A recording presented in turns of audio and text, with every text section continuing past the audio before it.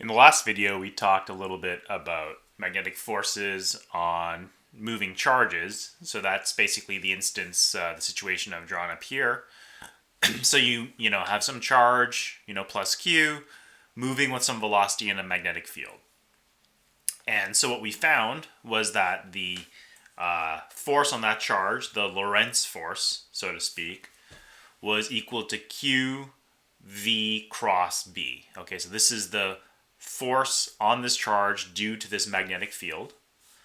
And so for this particular situation where we, for instance, have the velocity moving in the plus x direction, and then the magnetic field is going to be directed along the plus z direction, using the right-hand rule, we could figure out what direction that's going to point in. So basically, if the velocity is in the x direction and the field is in the z direction, that means that the force on this charge should be either in the plus or minus y direction. And so using the right-hand rule, which we reviewed last time, basically taking x plus x cross z basically points in the minus y direction. So basically, if I was going to write this down, it would have magnitude minus q v b naught, and that would point in the j hat, in the minus j hat direction, which is why I have this minus here. Okay, so that's for an isolated charge. Now, in reality, most of the time we're going to be looking at magnetic fields acting on objects. They're not going to be charges moving through free space. The most common situation will be, in fact, instead of a charge moving through free space, it'll be charges flowing through a wire, right? So in that case, we have moving charges, but they're no longer just individual charges, zipping along. They're kind of all clustered inside a wire. So if we have a wire and the wire is carrying some current, let's say, so this is this green wire I've drawn here. So let's say it's carrying a current in the x direction. We want, and basically if we look inside this wire, we see lots of little charges moving with some velocity v inside. So, we would expect then, because the wire is made up of moving charges, that there likewise should be some force on this wire. Okay, so how do we calculate the force on this wire? All right, so this will be, the more common situation that will occur, in reality when we, actually deal with magnetic fields acting on objects. Usually it is on, current carrying wires. So for instance, if you look at a power transmission line, that's a situation where you might be interested on the magnetic forces on that because it is carrying, for instance, a lot of current. All right. So we want to know basically what the force on the wire is. So the way we can try to figure this out is just to basically say, okay, let's look at some very small section of this wire. All right, so I'm going to, look at this section here. So I'm going to kind of draw a little end caps or separating. This is sort of the section of the wire we're interested in. Let's say it has some length dl, okay? And let's say the wire has some cross-sectional area A. That's basically the area of this little end cap here, okay? So basically we can think of this as basically when we want to compute the force on the wire, let's basically just say, that should be, we would expect, so F, and let's just say on this little segment here, on segment DL, or I'll just be more general. So let's say F on the wire, and I'll get to F to DL in a sec. That's going to be basically equal to the sum of the force on all the charges moving charges inside the wire.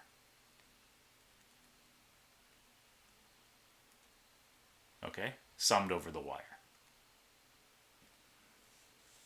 All right. So let's just start by thinking about one small segment of the wire. So now I'm going to go to DL. So let's say F on segment DL of the wire.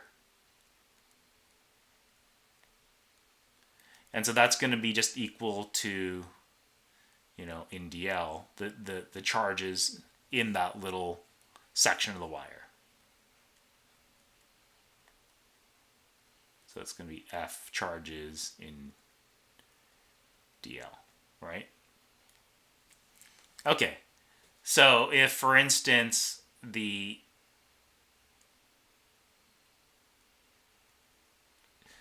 so let's say that each one of these charges in the wire has some charge Q, right? It's going to just be a sum of Q V cross B for each one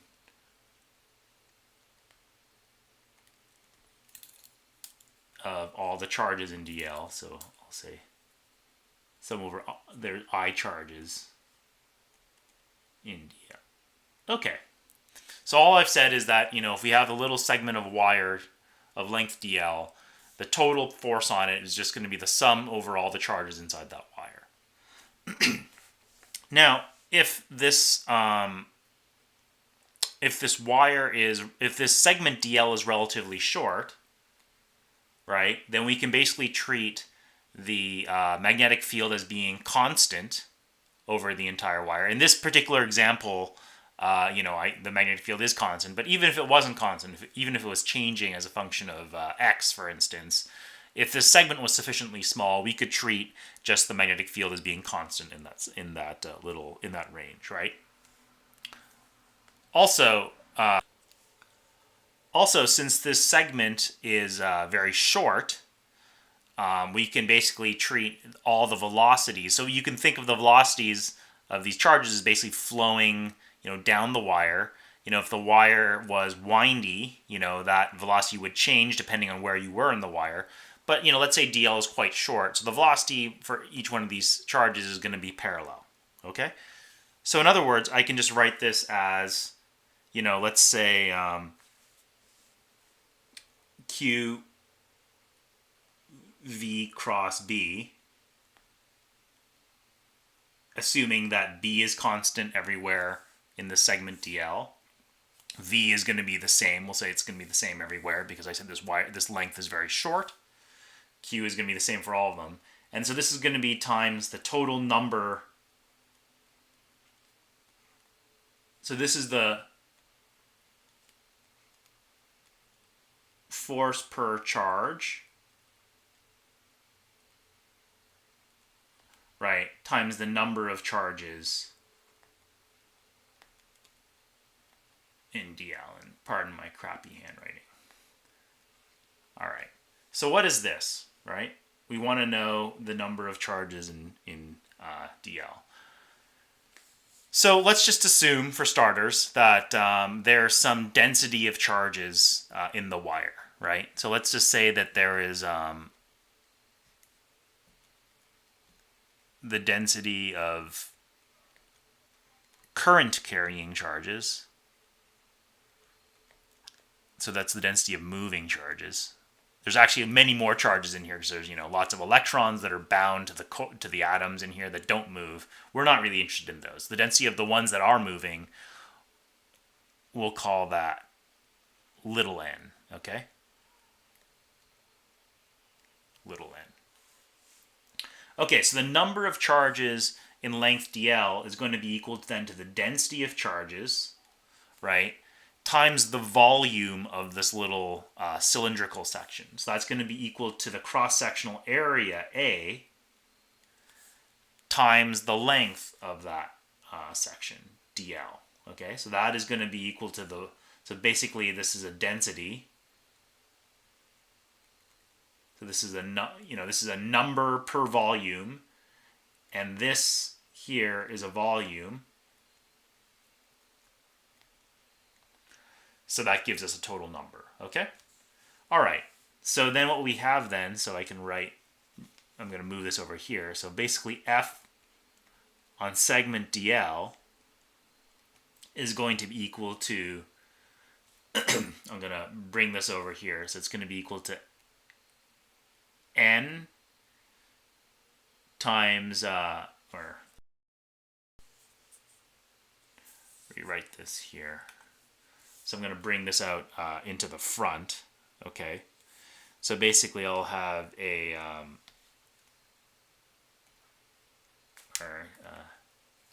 A times dl. These are just scalars, so I can move them wherever I want. And then I'll have an N Q V cross B. And of course, remember, V cross B, it matters, that I have V in front of B. If it was B cross V, then it would be negative, right? Because the cross product is a non-commutative operation. It means that you can't swap B and V. All right. So, hopefully, this may look a little bit familiar to you. I'll assume it's not looking familiar, but one can hope. All right. So this quantity, the number of the density of charges times the charge per carrier times the velocity of the carrier, that is in fact the current density. Okay. So that's something that we learned about a couple weeks back when we were looking at currents, conductors and moving charges inside conductors. So that's our current density.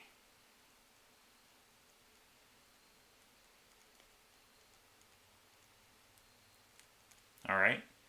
One thing that we learned about current density, which again, I hope you remember, is that the integral j dot dA is equal to I. Okay?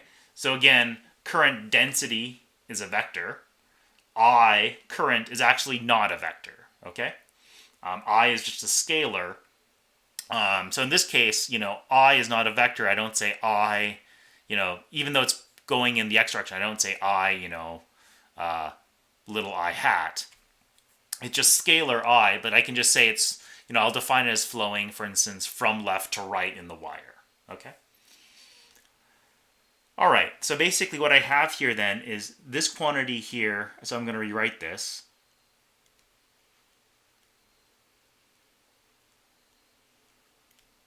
So I have a dl, and then I have a j times a,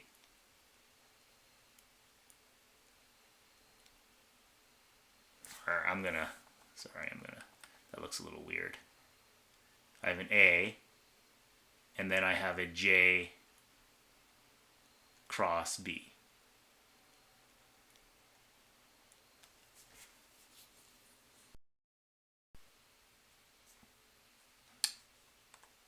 And all right, so j times a, since this is a uniform wire, basically j times the cross-sectional area a, that's basically this quantity j dot dA integral.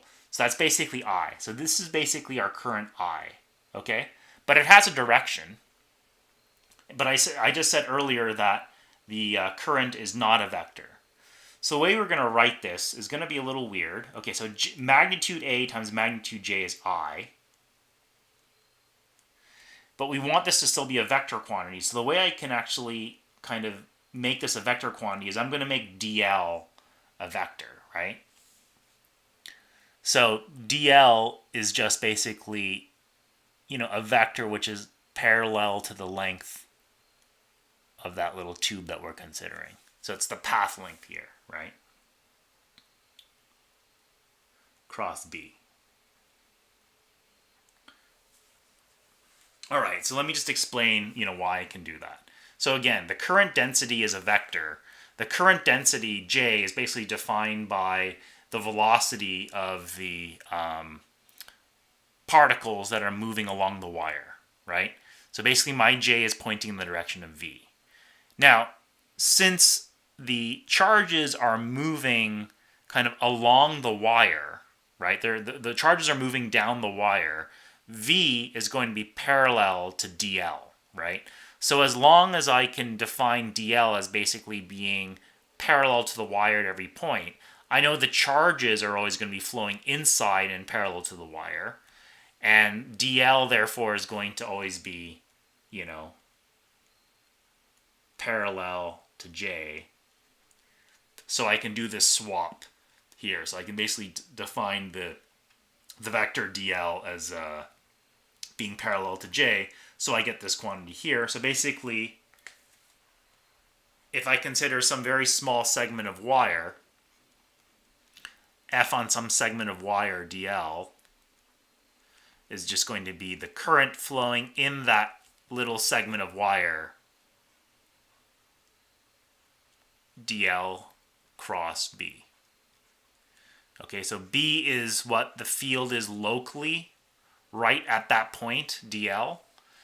And then, the dl vector basically is pointing along the direction of the current, right? So in this case, if I swapped the direction of the current, so if the current was instead flowing right to left, my dl would point in the opposite direction, okay? So this is basically the force on a small segment of wire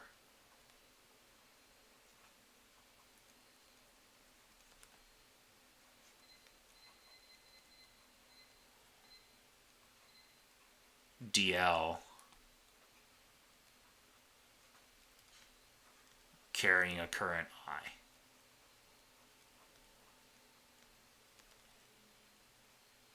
In a field B.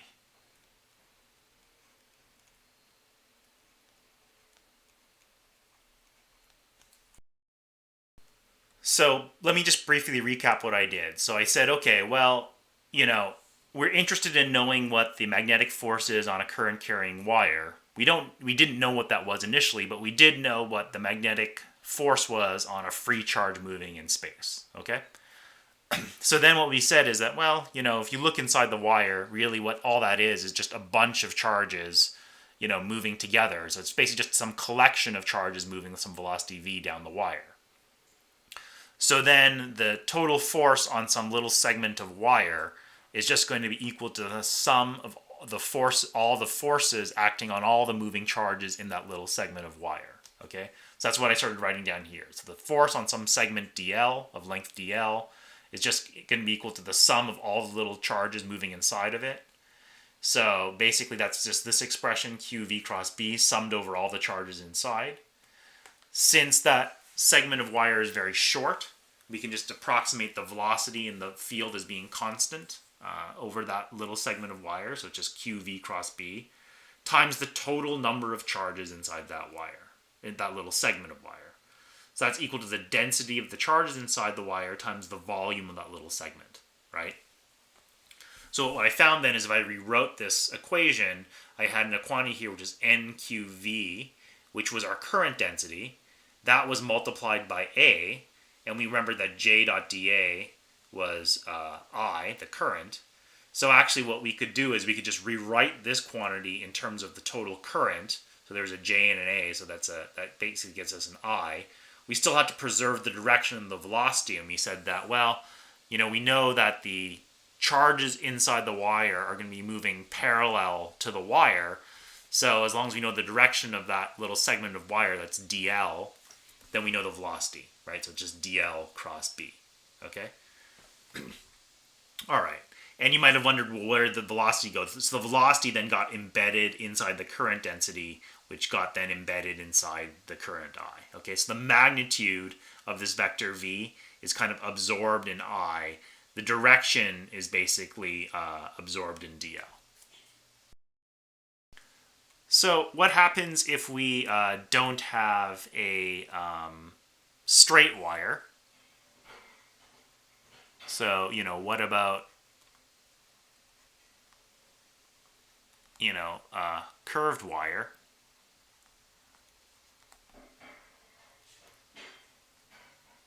Well, that expression that I just wrote up there is independent. This one here is independent of whether or not the wire is straight or curved, because it's only considering some tiny little section dl. So let me just set up this drawing here. So there's really nothing different about this situation than what I just talked about earlier. So here, so one thing to remember is that the current through this wire is constant, right?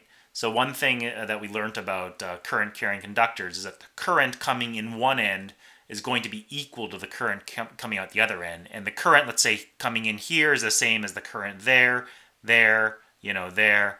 Basically, just saying that if the current wasn't the same, that means that some charge has to be building up or has to be being depleted out of some part of the wire. And since we basically said that charge is conserved everywhere, that can't be the case. So the current basically through this wire has to be constant, has to have magnitude I everywhere, okay? Now the direction of the motion of the charges is going to be different, right? So, along this part of the wire, here the charges are moving this way. So, let's say DL is like this. Over here, right, the charges are going to be moving in a different direction, right? But it's still going to be parallel to the wire. So that's maybe some new segment DL prime, right? And so, this expression here works for every single point on here. You just have to keep in mind, right, if you're evaluating this at different points on the wire, you have to remember that DL, this direction, is going to be changing if the wire is curved, right?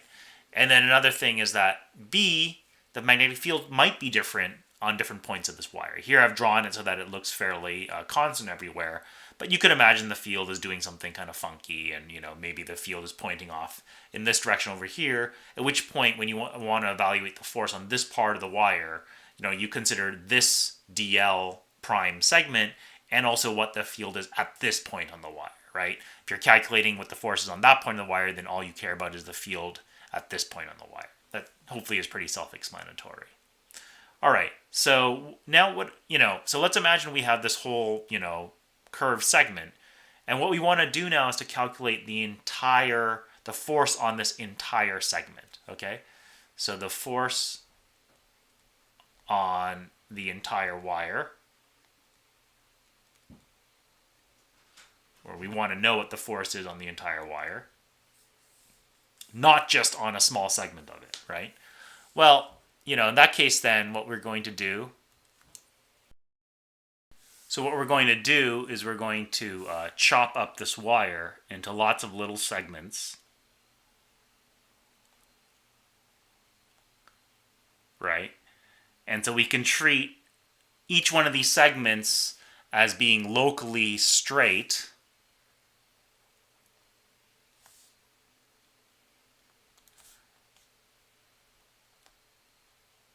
right? So, I'm drawing what DL would be for each one of these little segments.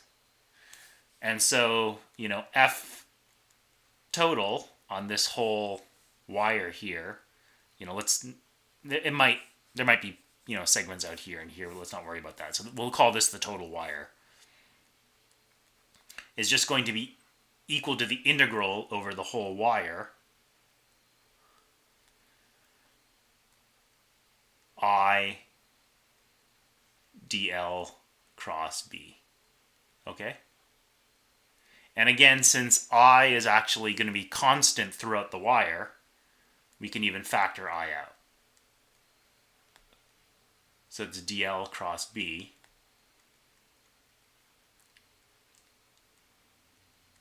over the whole wire. And so, if the wire has some funky shape like this, then DL cross B might not be so easy to evaluate because it's changing, in some funny way over the entire wire. But you could still evaluate it, numerically, for instance. You could break this up. If it's straight, we're going to do that in the sec. If it's straight, that's pretty easy. If it was a circle, that's also pretty easy to figure out. Okay, so let's calculate the force on some section of straight wire, let's say of length L. So I'll set that up. All right, so if we wanted to calculate now the force on, this straight length of wire of length L in this constant magnetic field, let's say it was carrying a current I in the x direction, and there was a perpendicular field in the plus, actually this should be the, we'll say that's a plus z direction. My bad. All right, so in the plus z direction, then we want to know, what is the total force on this wire? So we can use this integral that we wrote up here. So F total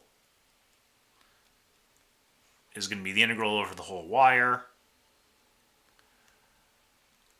We know there is some current that's going to the right. dl cross B. All right. So I is a constant. We can factor that out. Oops.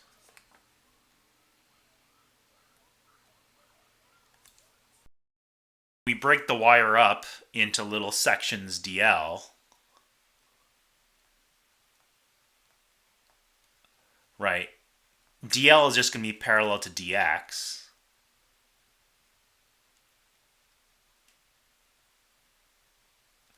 Since the wire is along the x direction. So I can just rewrite this now as dx, and that's in the I hat direction, cross vector b is b naught times the k hat direction, right? And now the integral, since I'm integrating over the whole wire, the integral will be from 0 to L. So I'm going to be integrating over dx from 0 to L. Now, I hat cross k hat, so if I use the right hand rule, I hat x cross z points basically out of the screen. So that's going to be, this cross means y is into the screen, so that's going to be in the minus y direction, okay? So, okay, so what I'm left with then is I get a constant b naught, which I can factor out. I have an I in front, which it's also been factored out already. I hat cross k hat gives me minus j hat. That's also a constant. So my integral is just from 0 to L dx.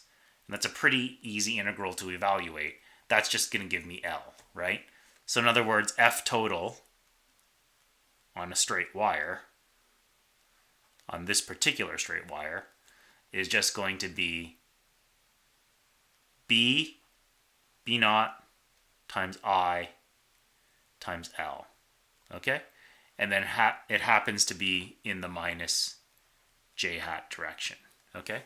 So this is a general expression. So I'll pause this.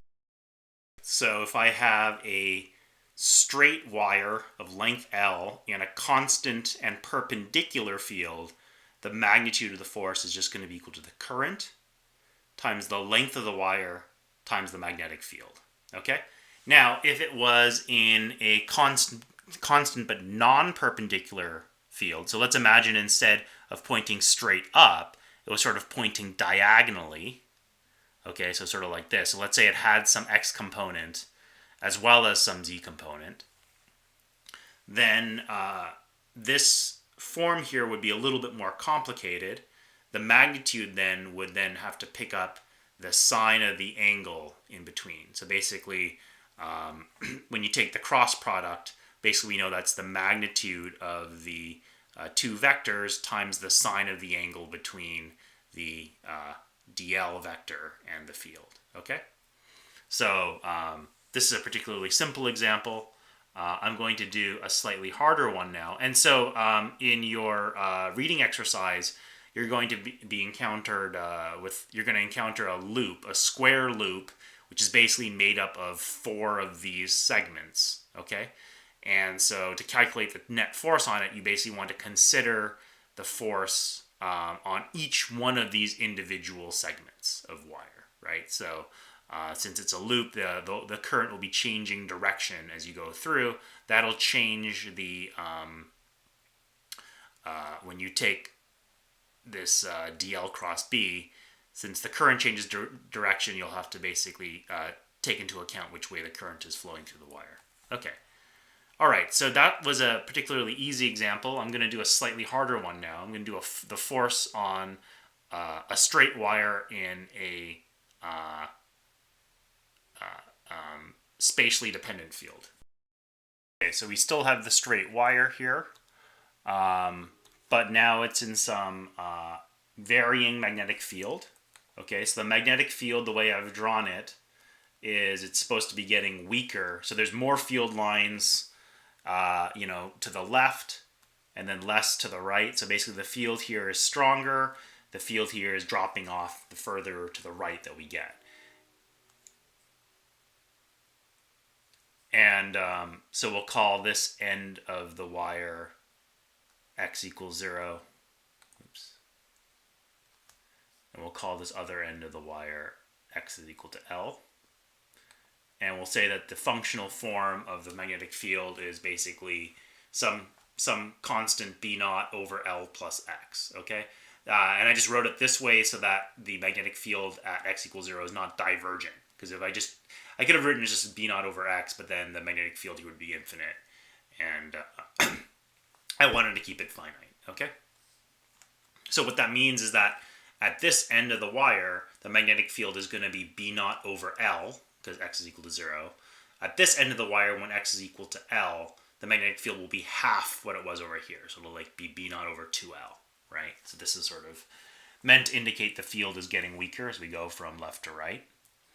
So now if you want to know the total force on this wire, F total, right, I can just write exactly the same thing I did again on the left over here. So it's the same. It's I dl cross B. So we do the same drill where we basically just break up this straight wire into a lot of little sections. Right? dl is going to just be dx.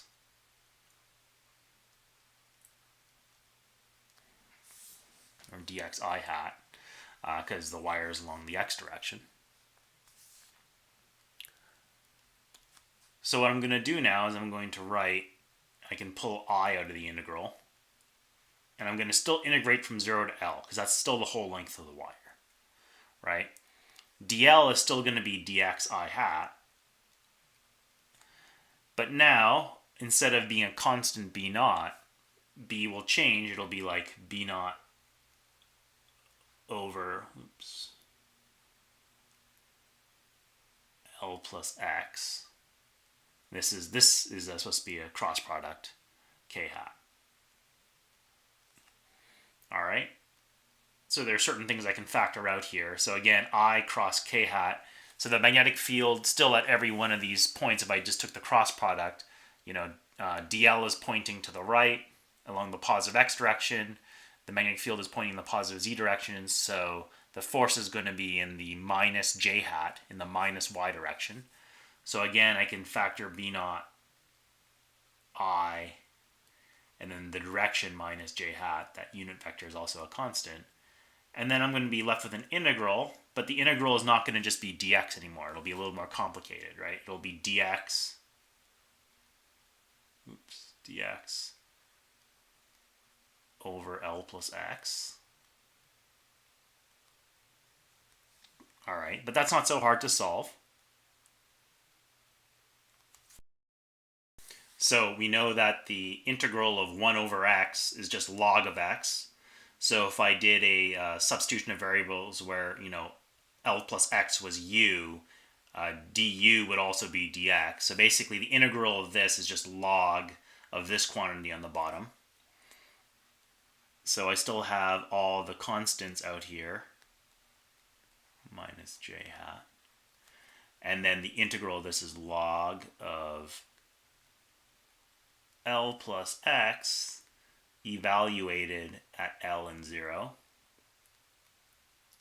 So what that's going to give me, so that'll be, minus B naught I times j hat. And then log of, so up here I'd get log of 2L minus log of L when I put 0 in. So it's log of 2L minus log of L. Log of 2L minus log of L is the same as log of 2L over L. Right? So the L's cancel. And so basically in this case, F total would be equal to B naught I, and then now there is a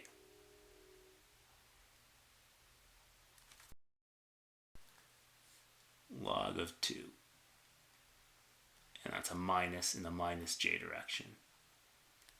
Oops, whoa. That's weird.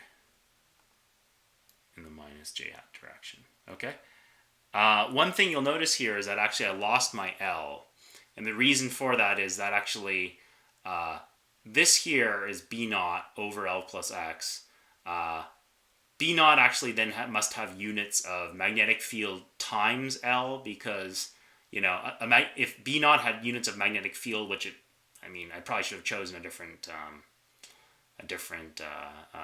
constant instead of B naught. But, you know, this looks like a magnetic field, but, you know, if this was a magnetic field and I divided by a length, then B would be like magnetic field divided by meters or something. That'd be a weird unit. So this quantity here has to have units of magnetic fields times meters, because then if I divide by meters, I get magnetic field again. Okay, so in this case, B naught has, just so you're not confused, units of basically Tesla times meter. Tesla is the unit of magnetic field, right?